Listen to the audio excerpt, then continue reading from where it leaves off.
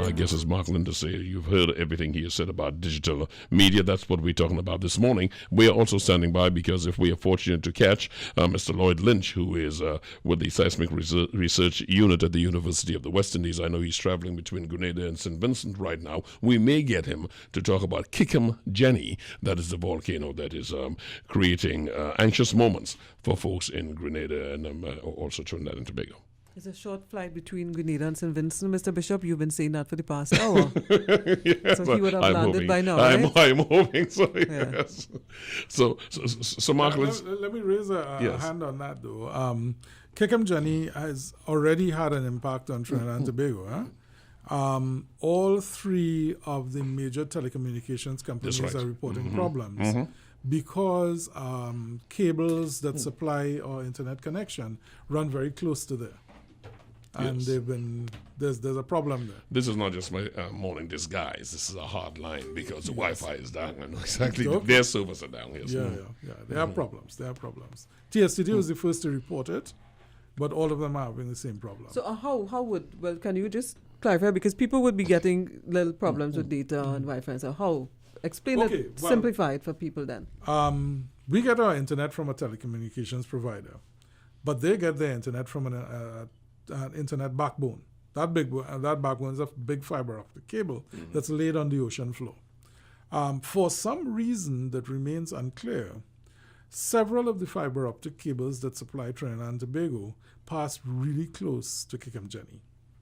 There was no foresight in laying those cables. Well, of course, fiber optic cable is expensive. Yeah. There may be geological reasons why they had to pass that close. Any repairs that have to be done now will have to be done by a fiber optic repair vessel. And they are not sort of hanging around in Barbados having bears waiting on the call. They have to be called from somewhere distant to come all the way down here to deal. And these are big boats with huge cranes and divers and so on that have to go underneath there and work on this stuff.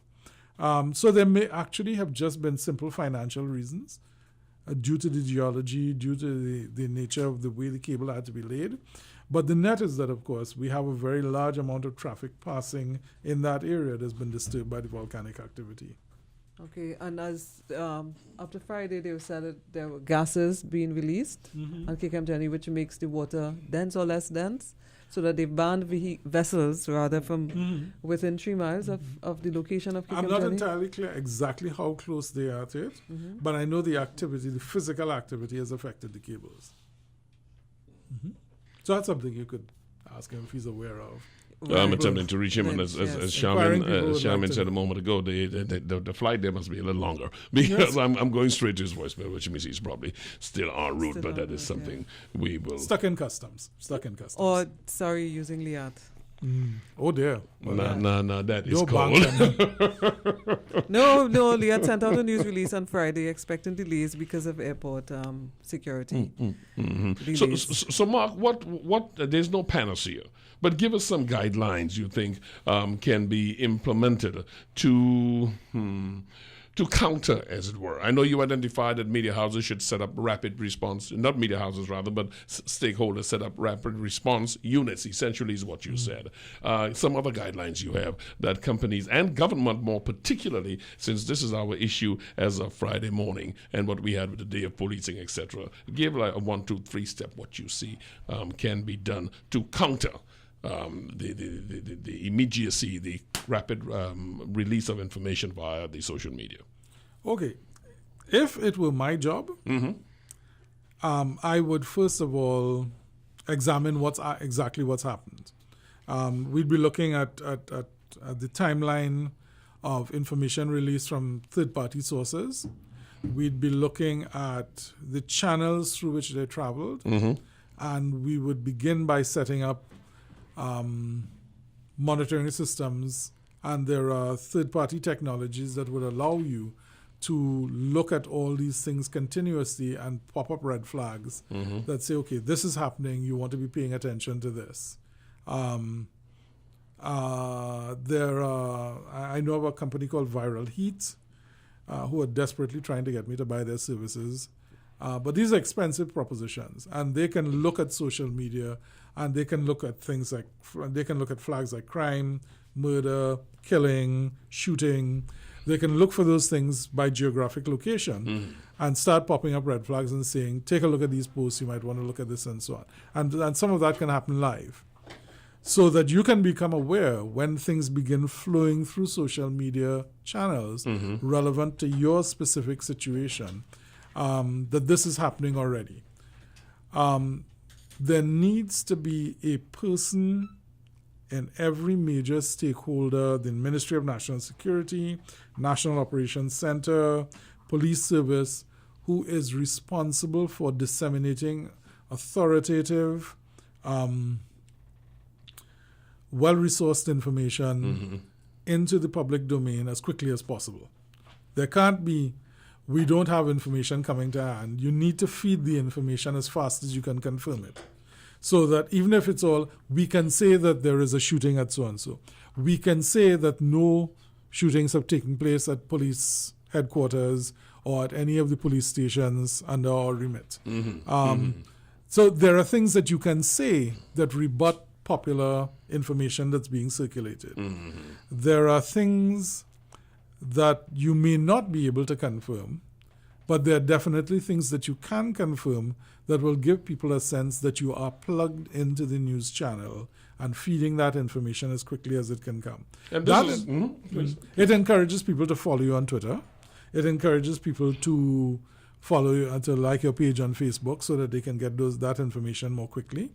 And it makes you become a part of the information gathering channels. A lot of people will be hearing this morning and probably thinking that we're talking about inside politics. It's not really inside politics because it relates to you in the context of just a national emergency, just something happening the other day. If we don't make demands of our governors to understand the immediacy, the importance of this, then we are all impacted and affected, mostly adversely, invariably. So that's the link, listeners. In case you thought we were behind the inside baseball kind of conversation, this is directly affecting you. Go ahead, please. Yes, yeah. So that would be the first step, to understand how to monitor, to understand who is responsible for disseminating the information, giving that person a direct line to the highest officials so that when those calls come to the Commissioner of Police, he says, I have to take this call because this is my route to speak to everybody in this country immediately. And that person should also have the authority to say, this is important enough that we need to send out a national text. So that person needs to be a person of some authority, of some capacity, of some judgment, who understands the escalating scales through which you can take this kind of information dissemination. You're familiar with the national emergency system that's used, and there is a national emergency for the federal government in the United States, but there's also one for local governments that they could use if something like this happen. And what they basically do is they hit a switch and they take over the primary carriers, the stations with the greatest listeners, and they pass on the information from one source. That is one way that is used to control situations like this. I am not aware, and you can educate me if on the contrary. I'm not aware of any such thing existing here. Would that be useful? I don't believe anything like that exists. Would something like that be useful, you think? At this point, I would have to say Trinidad is small enough that if you sent a text to every single person who has a phone, you would essentially have blanketed the country. Okay. It wouldn't be a very long text, but it would carry information and perhaps a number to call or numbers to call that could respond. The critical thing is not a lot of information, but clear, succinct, authoritative information that you can get to people very, very quickly. Because to pretend that we're still living in the place where the next time the news will come is with the next broadcast or with the evening news, is to live a fantasy. Of course. That's just not how information is transmitted or disseminated in Trinidad and Tobago anymore. And I think cognizance of that is the reason why I referred to the question of emergency system, that wherever you have something that is that qualifies for a certain level of urgency and national import, that you can use that to disseminate the information conventionally, and you link that together with social media. But the news media in Trinidad and Tobago is hungry enough that I don't think you actually would have to take them over. I think you just gave them the information. They would just jump in right there with it. Because they'd all want to be I first. was not used to take it over. Yeah, I guess he saw behind me. Yes, well, that's actually the nature of information in 2015. I think you may be specifically referring to a meme that someone put together of, largely I think it's the late Hassan Atwell appearing to be having a really good time behind the walls of the prison, enjoying a bounty that we don't normally associate with prison life. My own suspicion is that a lot of those pictures were probably yanked off of his Facebook wall before it got taken down. I didn't go through his profile in any great depth when I looked him up on Facebook, and the profile is gone now. No, it's still here, Mark. It's still there? I've been following it all morning. When you finish, we'll go to that there. We'll go to it, yeah. Yeah. But of course, people create memes for a purpose, and in this case, it was kind of with a sense of irony and perhaps a bit of sarcasm that Mr. Atwell appeared to be having a better life in prison than some people do outside of it. But it's just that the meme that you're talking about featured much younger prisoners than Hassan Atwell. With a girl Skyping and all of that. That's what I'm talking about. No. There's one with him. This is one with him with barbecue and Birthday cake. fruits and so on. It's a fairly recent one that cropped up quite recently. Because visitors are allowed to take to you on remand. He seemed to be taking selfies. And putting it out there. And then there's also the other alarming videos coming out of the prison besides the actual footage of the prison break of confrontation between guards and there was another one. Yes. That's another one as well. Yeah, I'm not sure if I entirely answered the first caller's question, of course, which is, of course, what I think about it. And what I think about it is that this is, in fact, the core advantage and DNA of social media, which is, of course, to gather information and disseminate it in ways that individuals find interesting. So in this case, we've seen pictures circulated, and pictures are always circulated with an agenda. Someone puts a picture up on their page, they want to share it for a reason.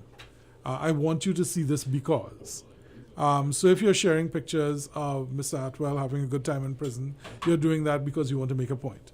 If you're sharing pictures of prison guards in violent confrontation with prison's officers, then you're making a point. You're saying this is something that's happening.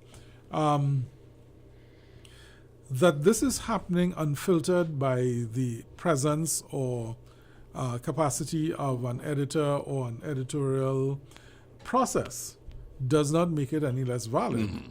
But it does make it difficult for people who are accustomed to having their news processed and prepared for them, because what you're essentially getting is a fire hose of information from multiple sources with multiple opinions and quite often multiple agendas, and you need to sort through that and figure out what is real, what is important, what is interesting, what is relevant to you. I think what he's referring to is some of the more sophisticated tools that people use for expanding the scope and reach of their posts.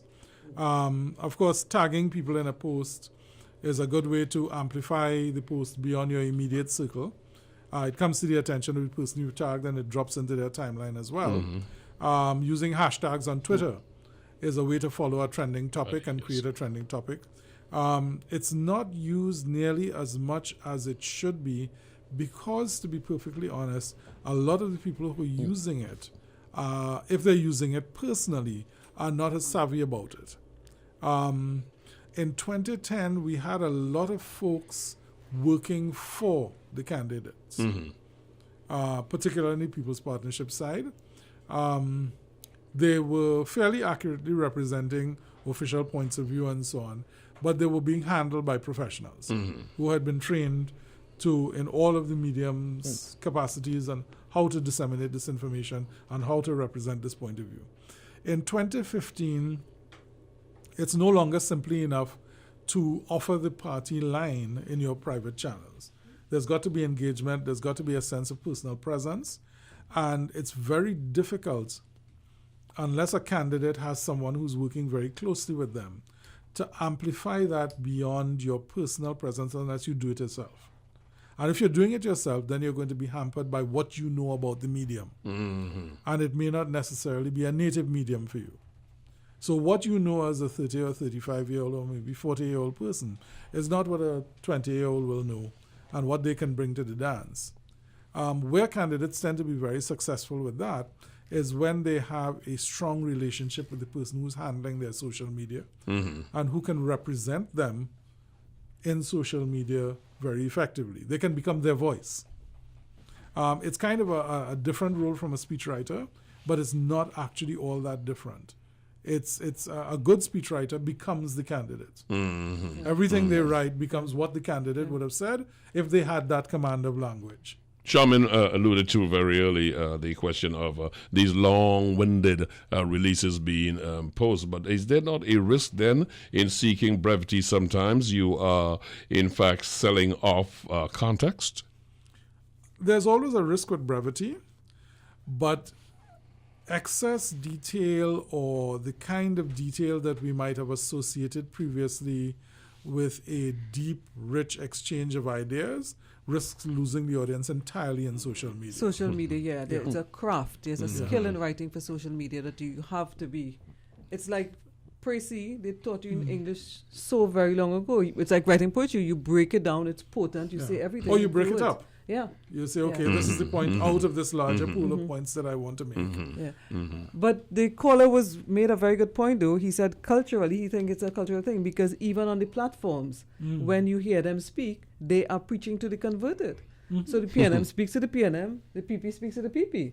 So which is why there's that 30+% out there. You're not talking to me. Not talking to me. And all that 30+% is doing is going on social media and expressing themselves and putting out the issues out there, none of which are being addressed. No. You see social media as being a deal breaker for either party come this election?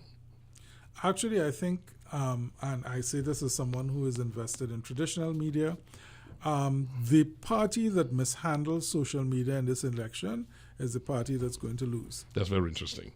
Because that's precisely what I meant when I asked you earlier about trying to get some people into the interactive aspect of the medium, and they making some dynamic utterances that are detrimental. Because when you say there are some folks who are being coached right now, as my father would say, walla walla bing bang in there, because later on what can happen is when you put them out there and on the test run, which is on the street, because the silly season only has 2 months again, that you're going to find a lot of that happening. 5 weeks. 5 weeks, thank you very much. That's all you're looking at, 5 weeks. Yeah.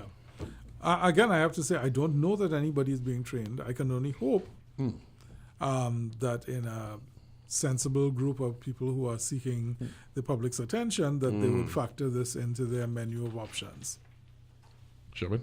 Well, I'd mark there's the need for training across the board of social media because I know in newsrooms, as you alluded to earlier, it was just thrown at reporters. So you go out to a news conference with a phone and you started to tweet line by line what the person is saying. And from there, it escalated to the point where I don't see any deliberate attempt to train, regulate, not regulate is absolutely wrong way, to train or to prepare even incoming journalists for what it is. To the point that the average person who is accustomed to just posting on Facebook could come into a newsroom and that's the job and not see the parameters of journalism that has not changed and will not change.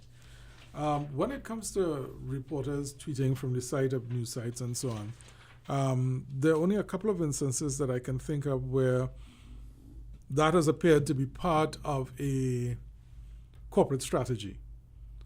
And even then, I'm not aware of any specific program or policy that says, this is how we approach this aspect of news gathering. This is the training that we associate with this aspect of news gathering. This is what is expected of reporters in the field who are doing this sort of thing. A lot of it seems to be, and the variability of it seems to be based on who is actually in the field.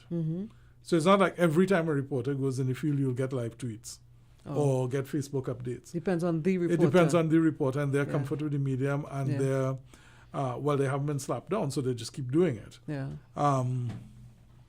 But to say that a media house has a organized, coherent strategy for incorporating social media as a channel into their news gathering process and news dissemination process.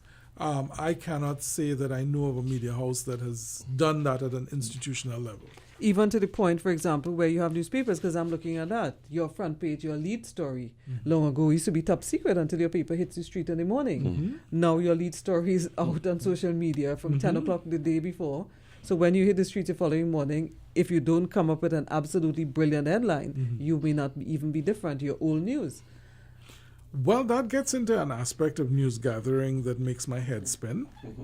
I find it astonishing that media houses will hold news until the publication of the print edition, by which time it's been circulated 10 times around the globe on social media, broadcast at least 4 times on radio, and aired by all the television stations, so that if in print you don't have a commanding variance on that story, you've been scooped like 50 times over already. Digital print, digital newspapers have not. It has not proved to be a very profitable model, has it? Well, a newspaper that exists in print that has a digital component is in a very, very challenged situation. It's not in the business of live distribution of news in the way that television or radio is.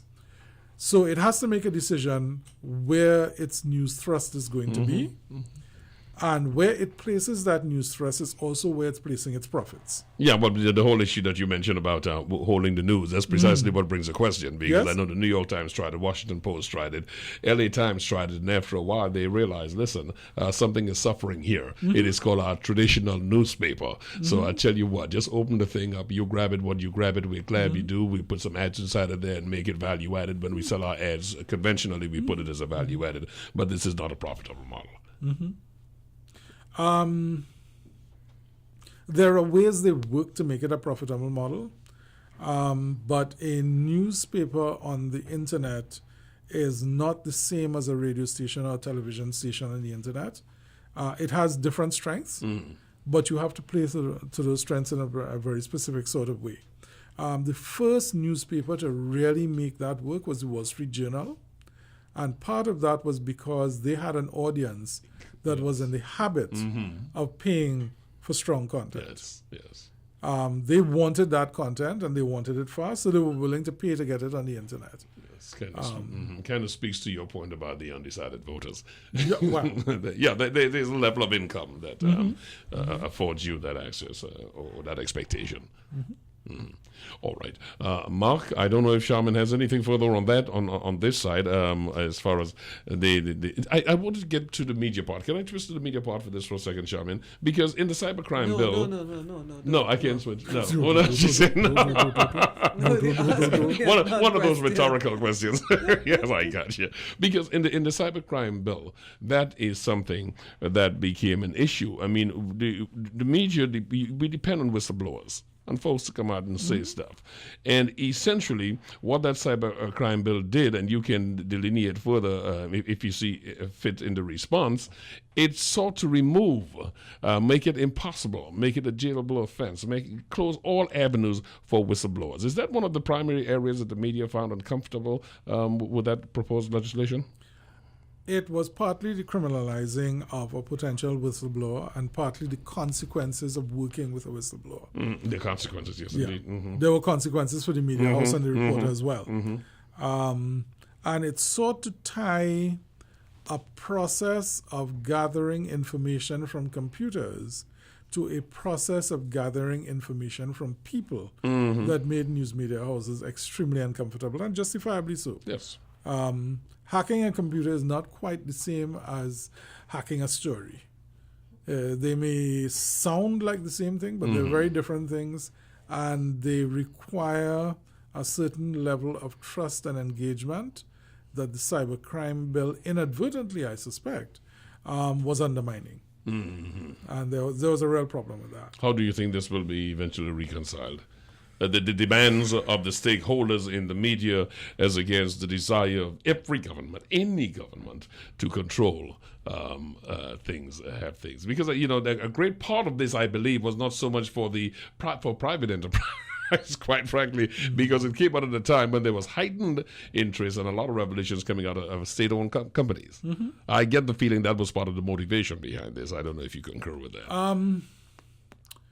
I think that was just an unfortunate coincidence that actually heightened concerns about the motivations that might have driven the bill. But when the bill was cast, it was derived from prior legislation which had that built into it as well. I mean, we didn't invent those words. Those words came from other acts of and documents of legislation that simply got pushed into there and didn't become a point of concern until local media houses and local journalists began raising a red flag and saying, hello, this is our business you're messing with here. You are interrupting the potential of news gathering here. As to what happens with it, I think a lot of that is going to depend on who our government is on September the 8th. I ain't going there. I can't go there. I have no idea what anybody's going to do. Yes, indeed, Sharmain. Until we're hoping we have 5 weeks yet and someone is going to address issues. And someone is going to say something about it, yeah? And on that take on social media, you were asking, Atwell's timeline, he was shot this morning around midnight. It broke on Beyond the Tape. And his timeline is flooded with RIPs from all over the place. So that's social media too. Yep. Mark, Lyndersay, it was good spending, what did we spend, an hour and a half with you? And it went pretty quickly. It was very enjoyable. It was most interesting, elucidating. It was more than just enjoyable. Thank you so much for taking the time to be with us this morning. Pleasure to be here. Thank you both.